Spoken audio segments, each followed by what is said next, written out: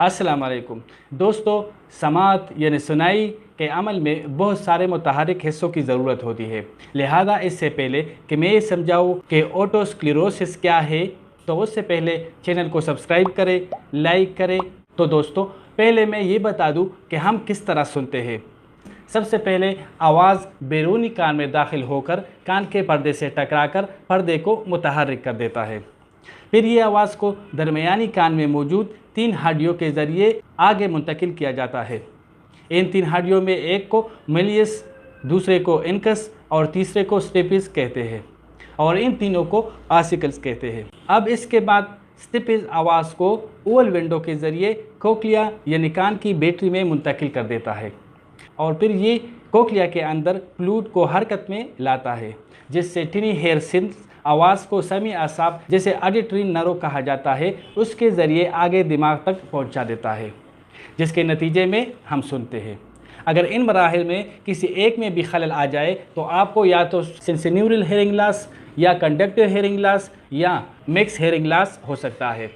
अब ओटोस्क्लेरोसिस की सूरत में, जिसे ओटोस्पंजियोसिस भी कहा जाता है, इस बीमारी में ये आसिकल यानी ये तीनों हड्डियाँ जम जाती है, वो हरकत नहीं करती, जिसमें स्टेपिस हड्डी कोक्लिया से कनेक्ट होती है। तो स्टेपिस हरकत न करने की वजह से आवाज़ अंदरूनी कान तक नहीं पहुंच पाती, जिससे आवाज़ आगे दिमाग तक नहीं पहुंच पाता। तो दोस्तों, ओटोस्क्लेरोसिस के नतीजे में आम तौर पर समात में कमी आ जाती है। इसकी वजह यह है कि आवाज़ बैरूनी कान से अंदरूनी कान तक नहीं पहुँच पाता। इसके अलावा इससे कानों में शोर यानी टिनिटस पैदा हो सकती है और साथ में चक्कर भी आ सकता है।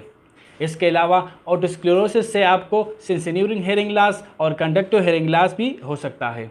ओटोस्क्लेरोसिस की तशख़ीस समात के एक टेस्ट से होता है, जिसे टेम्पेनोमेट्री कहते हैं। इसके ज़रिए ये पता चलता है कि कान के पर्दे की हरकत कितनी कम है, जिसका मतलब है कि कान की हड्डियाँ यानी आसिकल सख्त हो गई है, जो हरकत नहीं कर सकती। और ये टेस्ट ऑडियोलॉजिस्ट करता है, और ऑडियोलॉजिस्ट इसका रिपोर्ट तैयार करके ईएनटी के पास भेज देता है, जिससे ईएनटी डॉक्टर आपको बता देता है कि ये ओटोस्क्लेरोसिस बीमारी है। अब इसके इलाज के लिए डॉक्टर आपको ऑपरेशन तजवीज़ कर सकता है, जिसे स्टेपेडेक्टोमी कहते हैं, और इस स्टेपिस की जगह मसनूई स्टेपिस लगा देते हैं। लेकिन अगर आप ऑपरेशन नहीं करते तो फिर आप आला समात यानी हेयरिंग एड लगा लें, जिससे आप सही तरह सुन सकेंगे। ओटोस्क्लेरोसिस का ऑपरेशन आम तौर पर कामयाब होता है, लेकिन अगर ऑपरेशन के बाद भी आप सही नहीं सुन सकते तो फिर भी आप आला समात इस्तेमाल कर सकते हैं। तो दोस्तों, आप मुझे इजाज़त दीजिए। अल्लाह हाफ़िज़।